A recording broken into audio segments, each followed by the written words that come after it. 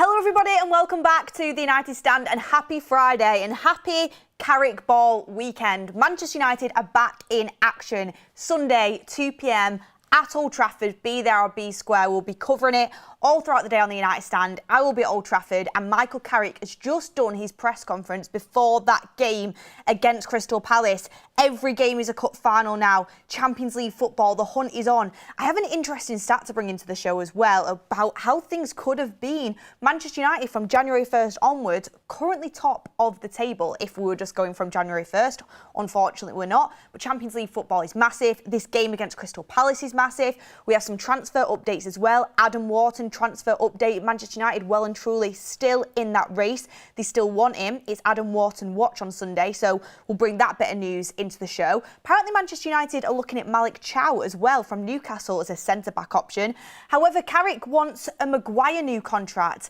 Carrick has been speaking in his press conference. He's gave a Ligt injury update, or should I say injury blow, a Mason Mount injury update that we'll get into. He's been speaking about the importance of Harry Maguire and really praising him and basically saying that Manchester United should keep Harry Maguire and give him a new contract. He was implying that. We'll get into that. What are your thoughts? Goldbridge is frustrated about it. I think it's a good thing. I would give Harry Maguire a new contract on reduced wages. I agree with Carrick in this one.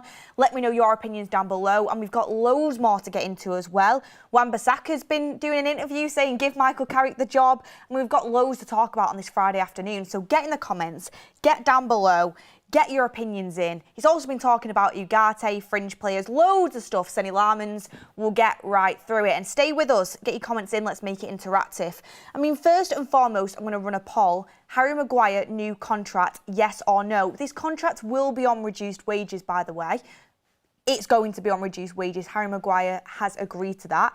I think he is going to sign it. I think it's only a matter of time that Manchester United offer that to him. Would you do it? Do you think it's the right thing? I do. I will explain that later on in the show. I've spoke about it a little bit before, but I will explain it later on in the show. Also, before I get into the Ligt injury update, tongue twister that, before I get into the Ligt injury update, Lisandro Martinez. Why has no one asked about Lisandro Martinez? Literally, watching the press conference, getting the quotes coming out, and I'm thinking, okay, we're hearing about Ligt, we're hearing about Mason Mount. Why has nobody asked him if Lisandro Martinez is going to be available for the Crystal Palace game? Why has no one asked him about Lisandro Martinez injury update unless it's going to be in the embargoed part of the press conference and that's agreed with the journalists that are in there or the club that it's going to be in the embargo part? I don't know. But I was sat there waiting to hear if Lisandro Martinez was going to be playing against Crystal Palace on Sunday, and there was no update on Lisandro Martinez's injury. So I'm a little bit frustrated we don't know about that. I mean, I'm meant to be doing my Crystal Palace and Manchester United combined 11, and I want to know if I'm allowed to put Lisandro Martinez in there. And I don't know now, so I'm pretty gutted that I don't know if Lisandro Martinez is going to be in the lineup on Sunday. I don't think he will be. I think they're probably going to give him another little bit of breathing room when it comes to the injury. I think they're going to give him another game off. It's not off, but another game to recover. I don't think they'll want to rush him back, especially after all the injury issues he's had previously at the club. So, I mean, I'm okay with it because I think Harry Maguire and Lenny Yoro did a really good job. I really think they did a good job against Everton, and I trust them to also do a good job against Crystal Palace, but I would have liked an update on Lisandro Martinez. Even Brian Mbeumo as well. Ricky mentioned in the forum group chat that he thought Brian Mbeumo looked a little bit uncomfortable coming off, but I think Brian Mbeumo will be fine.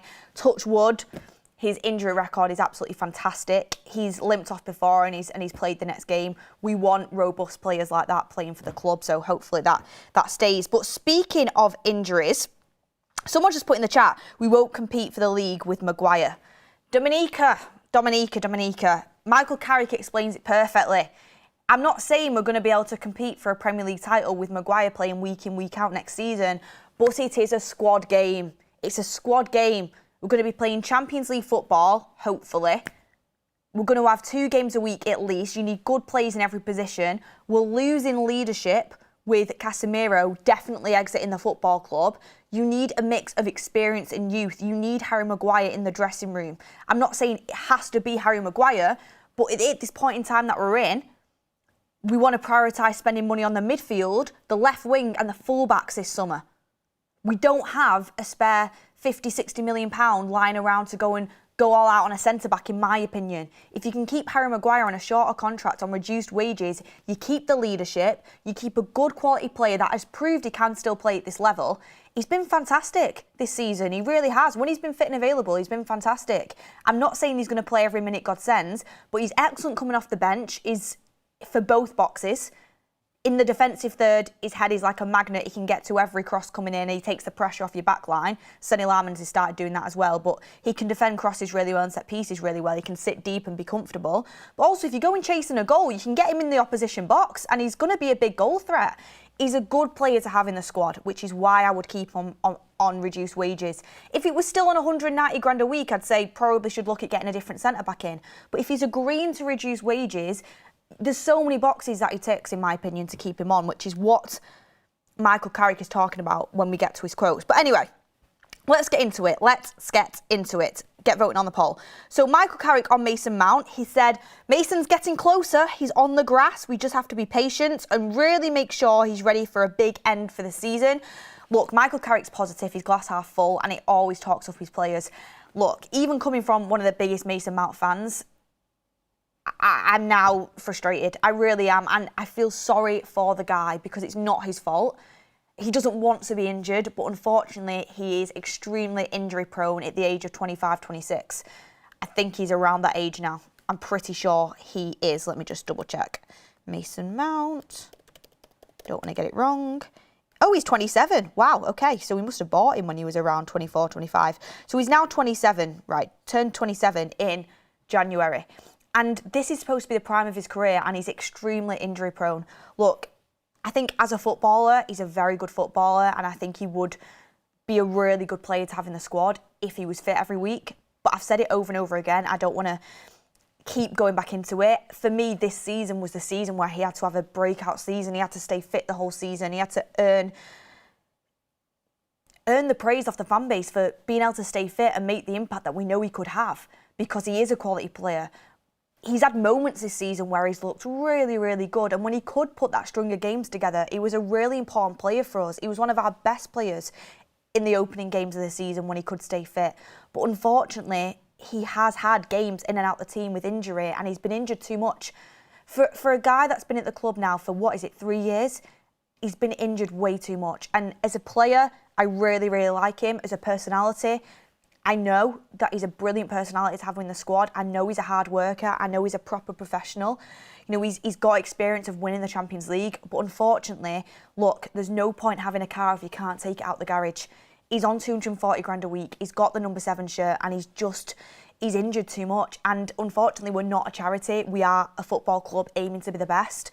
When players are constantly out of the team for injury, top elite clubs will move them on somehow. And look, it's unfortunate for Mason Mount. It really is, but it's just too many games out for me this season. And that's from someone who really liked Mason Mount and wanted it to work out because I think he's a good player.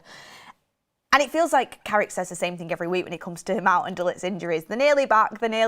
That'll be a brief on the medical team. It's not Carrick trying to pull the wool over our eyes. It's just, that's what they're comfortable with saying. But that Mason Mount, at least he's on the grass. That is a little bit of an update. He's on the grass, but I don't really hold much hope out for Mason Mount being able to have a massive impact on this Manchester United side just because he gets injured too often. You can't rely upon him. And then on de Ligt, I'm really worried about de Ligt.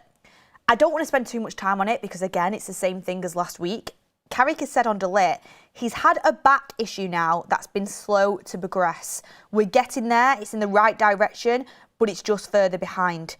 It's part of football, unfortunately, so we'll get him back when we can. It's just the nature of the issue, really. It's a difficult one to pin down a timeline. He's definitely improving, so we're just working towards that, really. I can't give you any more at this stage. Doesn't sound great, does it? I'm going to put it out there, so hopefully I reverse jinx myself. I think de Ligt could be out for the season. Because Manchester United don't have that many games left, I doubt they will want to rush him back because Maguire's playing well. If Ligt comes back and it's not too much of an injury, which it's reported it's 1 to 2 weeks max, so hopefully Ligt is fine. If Ligt is available, Euro's doing well. I think Aiden Heaven can step into the side. I don't think we'll rush Ligt back because he's such an important member of the squad for the now and for the future. Why would you rush a player back that has already, this injury has already reoccurred? When Ligt was initially reported to be injured, when this first happened at the end of November in 2025, Amram said he'd be out for 1 or 2 games. We're now heading into March and he's still nowhere near a return. He was coming back, and then I think Carrick said that he had a knock again and he had a setback which has kept him out for longer. So he's already had a setback with the same injury. We know it's a back injury. We knew from at the time when Amram said it was a back injury, but there wasn't much detail. Carrick hasn't spoken about the injury at all. He's now reconfirmed it's a back injury. A back injury as a centre-back can be really difficult, especially with a player that's as physical as Ligt is. You're always going in with your back. It's a really important part of your game. So you don't want to rush it back, or else you could be in a situation where you end up needing surgery or something like that. So with Ligt, I'm gutted because I don't think he's going to be back anytime soon. But I also would much rather take as much time as we need so it can recover and heal properly and there's no further issues, because that's such a sensitive part of the body for a centre-back that's always using the back, that if you keep reoccurring that injury, you could need surgery, it could be a reoccurring thing, and it could make you an injury-prone player. So I think Ligt should take as much time as he needs. I don't think we're desperate for him right now. Would I like to have him? Of course I would. I think he's one of our better players. I think he was having an absolutely cracking season before he got injured. He was up there for one of the best players in the United side, if not our player of the year. But unfortunately, these things do happen. And I just want him to recover properly so he doesn't become an injury-prone player. So I would rather Ligt get back fit and take the time out. But it is gutting that it's clearly a very long-term injury. And I would have just rather had that clarity from the beginning, to be honest with you. But it is what it is. I mean, DJ United says, once the back goes, you never really get back to full fitness. I mean, you can do. You can do. Marcus Rashford had that shoulder injury for a long time. He eventually did have to have surgery on it. Do you remember that? He eventually had to have surgery on it, but he carried a shoulder injury for a while. Like, you can recover from having a back injury, a shoulder injury, but sometimes you need surgery, and it is a difficult one. So get voting in the poll anyway. Carrick has spoken about Harry Maguire's new contract. As of now, I'm going to click on Harry Maguire new contract, yes or no. Yes, I've explained my reasons being so. And yes, 60% of you guys, well, 59%, and no, 41%. So the majority of you are in an agreement with me on this one. And let's see if you'll agree with Michael Carrick's comments on Harry Maguire's contract situation. So this is what Carrick has had to say. He said, I think within the squad, we always want that balance, that younger potential, excitement with development players, and experience is important. You can't necessarily put a price on that. Harry's gained multiple experiences at the club. He's an impressive character. He's had a great career so far, and hopefully there's a lot more to come. He's been here on the journey and the experiences. He's had to show exactly what he is. We know the player he is and what he's capable of doing. He was fantastic the other night. His experience, attributes and character helps us. He's willing to put himself out there. He's been really important for us. And I think Carrick nails it. And when he says, hopefully a lot more to come, that is Carrick saying he should stay at the football club. And the reason he nails it right is because, like I said, we've got to spend our money on priority areas in the summer, and then priority areas are the midfield, the left wing situation and the fullback area. Next season, we might go and get a starting centre-back. But as of now, especially with, I mean, I know Maguire's had his fair share of injuries, but especially with the injuries that we've had to Ligt, Martinez in the past, you know, Yoro's not exactly been injury-free since he's been at United. He's been mainly fit, but he has had injuries as well. It's not as if he's been fit every single game. You want to be keeping Maguire. You want to be keeping him for everything I've said. His experience, the obstacles he's overcome at United. He's a captain in the dressing room. He's a proven Premier League player. Look at the game he had against Everton the other night. Like, you need characters like that. You need squad players. Not every single player in your squad is going to be a 90-minute starting 11 player, but you need characters. You need resilience. You need players that know the club. You need players that are going to be an example to the younger developmental players coming up. And I think Carrick nails it. So I would keep Maguire for now. For now. I do eventually want, like, look, if we could go and get Mickey van der Ven in the summer, I'd be all over it. If we had the money to go and get a top-class centre-back, I'd be there. But I know Goldberg was just talking about this morning, 300+ million spend that we could do in the summer. We definitely are going to have a big summer, but we're not going to sign 10 players. We're probably going to sign 2 to 3 midfielders, a left winger, a backup striker maybe, and then you'd argue 2 full-backs. Like, centre-back isn't at the top of our hit list. That's going to be one that you're going to have to push back to next summer, which is why I think it's important to keep the likes of Maguire. So get your votes in on the contract situation, but I would be looking to keep him for sure. And he's also talked about another figure at the back in Senny Lamans. Actually, do you know what? While we're talking about the Maguire stuff, this was interesting that came in from Christian Folk. Do you remember when Christian Folk had that brilliant summer? And he's good with Bayern Munich stuff, but this was very loose links. But this is what Christian Folk said. He said that Manchester United could be interested in Malik Chow. He said Malik Chow is doing very well at Newcastle, is enjoying his time there, but I heard that Manchester United could have their eye on the centre-backs, on the centre-back, so that could be an interesting transfer story. The player himself could see more minutes for himself in the national side if he was to make a move back to Germany, with Bayern Munich potentially interested. So it was loose links, but Christian Folk was hinting that Bayern Munich and Manchester United were interested in Newcastle defender Malik Chow. I don't see Manchester United go and getting Malik Chow. I think he's doing really well at Newcastle. When I watch him, I'm always impressed. He's a really interesting centre-back, but apparently Manchester United want Malik Chow. Apparently they also want Tonali. Apparently they're interested in Gordon as well. Lewis Hall, like, we're not taking apart Newcastle's side. It's not going to happen. So I don't see us going for Malik Chow. And I don't see Newcastle selling, to be honest with you. I see Newcastle keeping Malik Chow. I think Newcastle are only going to let 1 or 2 go in the summer, if that, because they don't want to be seen to just sell off their whole team.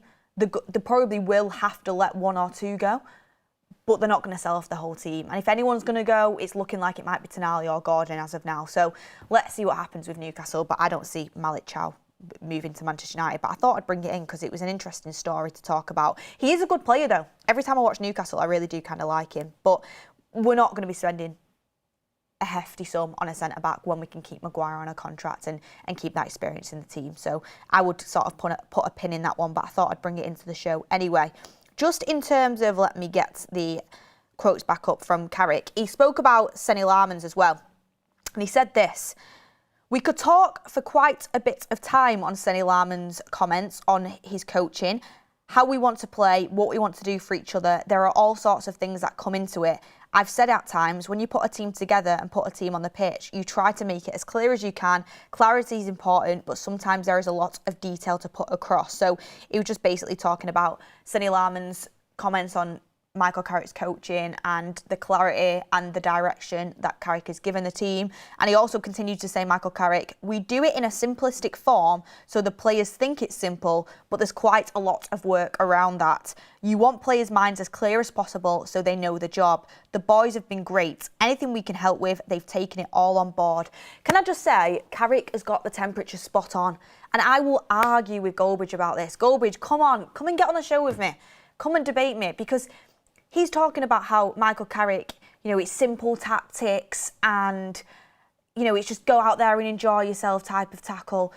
No, he makes it seem that way to the players because he's a good manager who knows how to manage. He's played his best football in years under one of the best man managers that's ever been in Sir Alex Ferguson. And I'm not saying that Michael Carrick is Sir Alex Ferguson, because he'd have to do a hell of a lot to get onto that level. But he knows what a good manager looks like. He's played under one and won multiple trophies for him. He knows how man management works. And he's an excellent man manager. I don't have to be in behind the scenes to see that Michael Carrick is an excellent man manager. You can see it in his press conferences. You can see it in the way he speaks about the team. You can see it in the way he bigs up every single player. Do you think he sits there and thinks every single player that plays for Manchester United is world class and can win him a Premier League if he gets the job? Of course he doesn't. But he knows how to get the best out of certain individuals. He knows that this team needs confidence, and that's what he's giving them right now. He plays it perfectly because he's learnt from some of the, best characters that have been at the football club and knows what it takes to win things and to manage players properly at a football club. And look, I'm not saying that Michael Carrick is the next coming of Sir Alex Ferguson. I'm not saying that. But he's made it clear there for anyone who's thinking my tactics are simple and go out and enjoy yourself. That is not true. I make it simple for the players so they have a clear mind when they go out on the footballing pitch. But there's a lot of detail that goes into it. There's a lot of work that goes into it. I mean, one of his coaches, Steve Holland, has worked under the likes of Mourinho, Carlo Ancelotti. He's not sat there, you know, doing simple coaching. He knows what he's doing, and Michael Carrick knows what he's doing as well. And I think he deserves a lot more credit. I'm going to be so honest with you. I know some people have complained about having days off and whether they should have gone on a fitness retreat together in that break that we have. And I'm going to be honest, not everything's 100% perfect. I would have had the players all together in a training camp when we had that break. I would have done that. I do think we look rusty coming back into that Everton game. However, I mean, for people saying, you know, Carrick's tactics are simple, he's literally said there that they're not. He said that there's a lot of work that goes into it, but he makes it simplistic so the players can take to it and they don't have, you know, loads of different scenarios going through their heads when they get on the football pitch. He wants it clear, he wants it simple, so they know exactly what they're doing. But not only that, right, for people that are still criticising Carrick, because it feels like he's up against the world, really, sometimes. The table since the 1st of January 2026, Manchester United number 1 with 18 points. 18 points. Played 8. Second, Arsenal, played 9, 16 points. Third, Man City, played 9, 16 points. Fourth, Chelsea, 15 points. Bournemouth, 5th, 15 points. Manchester United, if the table had been played since the 1st of January, are top with 18 points, right? But people still have things to moan and criticise. And look, I understand that you can get a new interim bounce. I get that. And I still think there should be a process in recruiting the manager in the summer. I don't think you should just hand Carrick the job. Absolutely not. I think he should be interviewed thoroughly like the other candidates. Nagelsmann is a top candidate and I would love to interview him and see what he can do in terms of bringing him in for the Manchester United job. I think he should absolutely be one of our top contenders. But I also think Michael Carrick has earned some respect and you've got to take him seriously. I do think people have got to start taking Michael Carrick seriously. I do. Not every manager is 100% perfect, by the way. Not every manager is 100% perfect. Every single manager has the flaws. Every single one. So that's something to kind of take note of in terms of Michael Carrick and his coaching. It's not just simple. Like, there is stuff that goes into it. And I keep hearing people saying, well, what's his experience? You know, he's coached Middlesbrough. Didn't Vincent Kompany coach Burnley before he went to Bayern Munich? Look, I'm not saying that they're the same. They have different ways of playing football. I get that. But Vincent Kompany did coach Burnley before going to Bayern Munich. And Bayern Munich have absolutely flown under Vincent Kompany. They've been fantastic. You know, managers can take the step up. Anyway, Carrick has also spoke about Manuel Ugarte. Smash a like on the video, everyone. Happy Friday. Get your comments in. I'm going to come to the comments in a second. So he said on Manuel Ugarte, so this is obviously one of the Fringe players who hasn't had much game time under Carrick at all. He said, I like Manu a lot. He's been terrific around the group with his attitude and how we go about it. His training qualities, he's got a lot of good attributes. When the team is winning, there is a big upside to that. So again, Michael Carrick probably doesn't rate Manuel Ugarte that highly or else he'd be playing him. But he knows, you know, he could need to count on him. He wants to build his confidence. His confidence is probably on the floor. And he's talking about his training qualities are excellent. He's got a lot of good attributes. When the team is winning, he's a great player to be able to bring on. So he's talking about the uses of Manuel Ugarte. He's bigging him up. He's bigging up his squad because if he needs to go and count on Manuel Ugarte, he wants him to be confident, ready to play for him. He wants him to go out there and give his all for him. So I think it's a good way to sort of manage the players at this moment in time. He also said a little bit more on the Fringe players. He said 1 or 2 of the boys haven't played as much. It makes it a little bit tougher to get in the team, but everyone is pushing each other. Many are desperate to get on the pitch. More and more, there are times where we might need to change things, and that is a big part of that. So again, for players who are thinking, I'm not going to get my chance under Michael Carrick, or, you know, might be getting a little bit downbeat about not having much game time, he's giving them something to kind of aim towards. We might need to change it at some point. You could get your chance. Keep working hard. Keep going about your business the way that you are. So I think it's good management from Michael Carrick, to be fair. This is a long press conference, by the way, so I'm going to start whizzing through a few more things. First of all, let me get to your super chats, because he's spoken about whether he'd start Benjamin Sesko against Crystal Palace. Amit has said, for the Ligt, it's better to be safe than sorry situation. Exactly. Solid Blake says, Ugate's finished at United. He'll be gone in the summer. I think Ugate will move on in the summer. But Carrick knows, you know, anything can happen in football. Manu and Casemiro could get injured next game. Touch wood, hope it doesn't happen. He then needs to use Ugarte. He wants to big him up. He wants to make him feel confident. And I think it's a good way to manage. You have D'Amica says, Maguire in a low block, yes, but a high line, no. And that's exactly why you need a squad. That's exactly why you need a squad. And players are going to have to rotate for sure. Jay Money says, Carrick taking the keys from Amorim, doing okay with the club that he built is nice.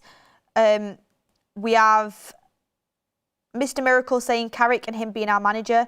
Carrick is just going back to nostalgia and familiarity from when he was under Ollie in the first 2 years. Carrick needs to show me tactical flexibility with small tweaks. I think that's an interesting point. I do think he has shown a little bit of tactical flexibility since he came into the club, to be honest with you. You've seen that in multiple games, but against a low block, I can understand where you're coming from that aspect. And Amit Uphill has also said, this season seems super great because we have one match a week. Come next season, if we qualify for Champions League, we better spend to get 2 of the best players in each position, I think you mean.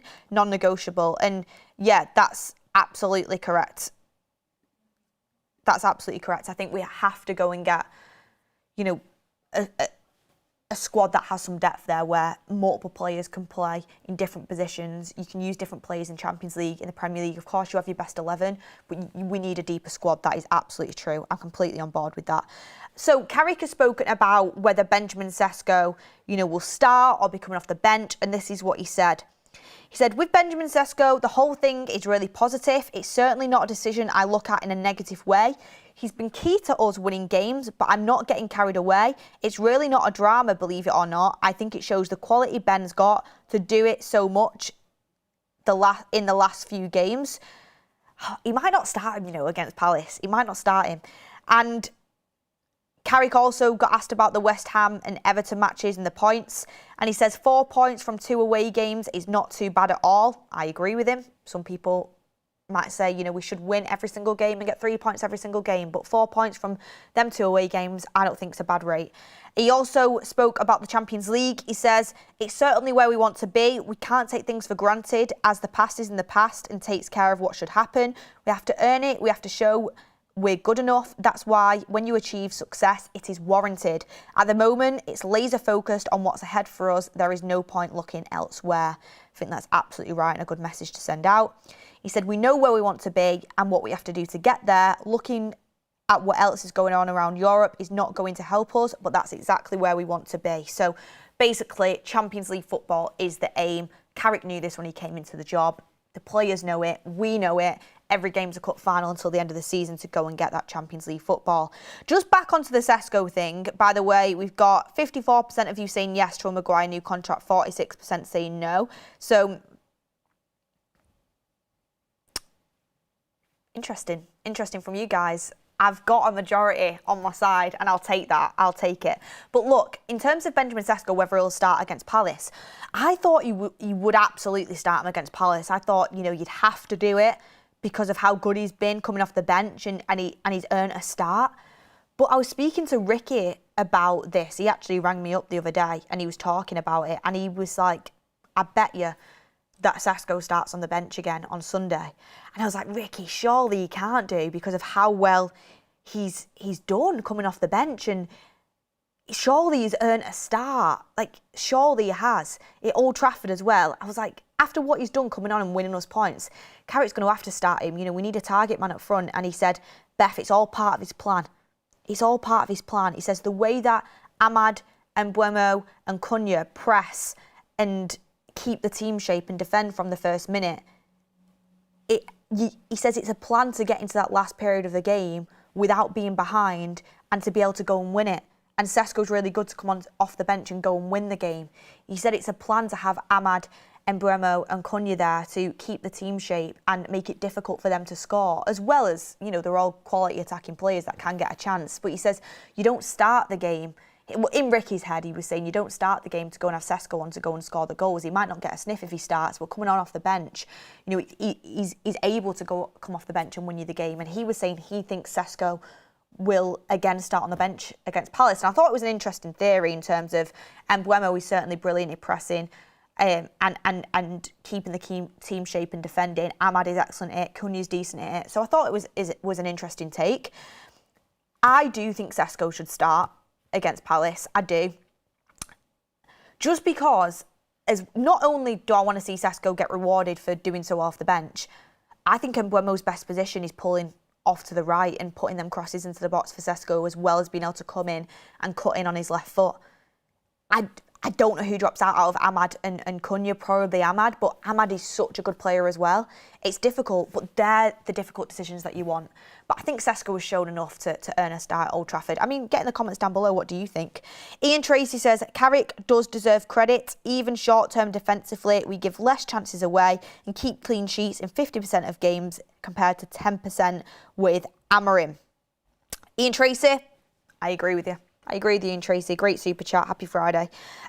Adolf says, we have to sign Elliot Anderson, please. I need him in that midfield. Yeah, I saw Matt speaking about this earlier on the morning show. By the way, who was voting in that poll? Would you spend 100 million on Anderson? Look, we might have had disagreements about Carrick and Luke Shaw recently, but Anderson's a must sign, no matter what. And you have to sign Anderson in the summer. I don't think he will be 100 mil, though, if United get Champions League football. If United get Champions League football, I don't think he will cost 100 million. That's all I'm going to say. That's all I'm going to say on that one. But look, everyone, thank you very much for getting all your comments in. Let me know what you're thinking. I've got a little bit of Wharton news before we wrap up as well. Sam Brock says, Carrick isn't going to change anything for Palace. You don't change a winning team and start experimenting when we're so close to the Champions League. Sam, you might be right. And look, I do think in terms of from a press point of view and for us keeping a clean sheet point of view, Amad, Cunha and Mbeumo is probably the better setup.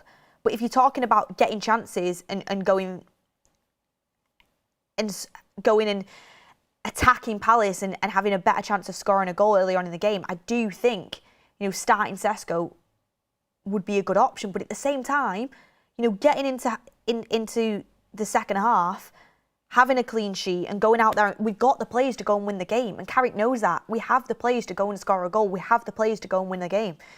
And he'll be looking at keeping that clean sheet. So, look, it worked for him in the last game against Everton. We are at Old Trafford. You are expected to go out there and show yourselves to be an exciting attacking team, which he has done since he's come in, to be fair. You can do that with Mbeumo, Amad and Cunha as well. It doesn't have to be that Sesko starts. But I think when a player's doing so well coming off the bench, it is nice to reward them with a start. It's an interesting one for sure. Get in the comments. Quickly get in the comments. Will Sesko start against Palace? Or should he start? Let me know your thoughts. Thank you, everyone, for getting your comments in. Last little bit about Adam Wharton. Cap or die says Sesko not start his flexibility. His Carrick is building his confidence. Should Sesko start against Palace? Maybe I said Man City. Someone said I said Man City. Should Sesko start against Palace? Let me know. But this is what was coming out about Adam Wharton quickly. Adam Wharton watch on Sunday. He's not really top of my list at all when it comes to midfielders for the summer. I'm going to be so honest about that. Anderson is absolutely near the top of my list. He is the one I want to go and get. I think Adam Wharton's a very good player. I just don't think he's what we need right now. We need someone physical, aggressive. Adam Wharton can be that. He's like an octopus, but also very good on the ball. He's sort of an all-rounder. Adam Wharton's excellent on the ball. He's good at scanning. He's good at, you know, positional discipline. But I think Kobbie Mainoo can do everything that Adam Wharton does. I'm going to be so honest. That might be a bit of a hot take. I think Adam Wharton's a quality player.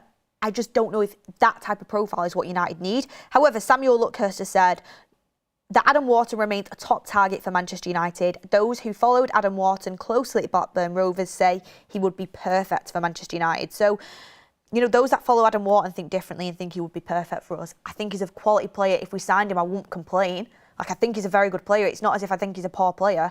I just, for the money he's going to cost, I don't know if he's the profile exactly what we would want right now, or exactly what we would need. Like, I'm looking at someone who can partner Kobbie Mainoo in the midfield.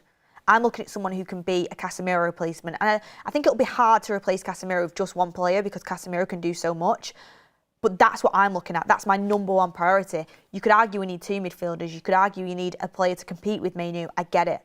But for me, my first protocol is who can sit in that midfield next to Man Utd, who can make the best complementary pairing with Kobbie Mainoo.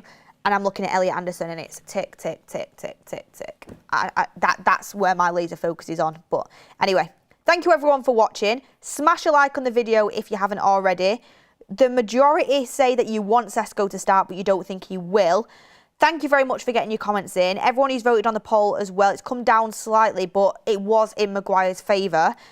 Smash a like on the video. Thank you very much for watching. You've got Goldbridge's 8 PM show to look forward to later tonight. Usually has a few drinks on a Friday night. So, look, make sure you go and infiltrate the chat and get him to debate me. He was calling me out last week, or the other day. He's calling me out the other day saying, I'll debate. I won't debate Beth because of a short take. And look, all I'm saying is he's not as bad as what Mark makes him out to be. He's not, and I will stand by that. I will stand by that. Why has every manager picked him? Why has no left back been able to get ahead of him in Manchester United? Yeah, it's frustrating how injury prone he's been, but I'll debate him on Carrick. I'll debate him on Shaw. No problemo. But look, I absolutely do agree with him on. I agree with him on his Anderson take from this morning. We should be signing Elliot Anderson no matter what the cost. I do think he'll be under 100 million though, and I think he is worth 100 million if it was 100 million, but I think it'll be under. And I agree with him on the tickets and the ticket prices. It's frustrating. It's frustrating. You know, that it is true that the average fan or the working class fan is getting priced out because of the focus on bringing as much money in on a match day as possible, and that is frustrating. There should be a balance. Of course, the club needs to make money. Of course, hospitality tickets are going to be a thing. That's always going to be the case. But the match-going fan also should be prioritised. I think that should be the first and foremost priority because that's what attracts people to Old Trafford because of the fan experience.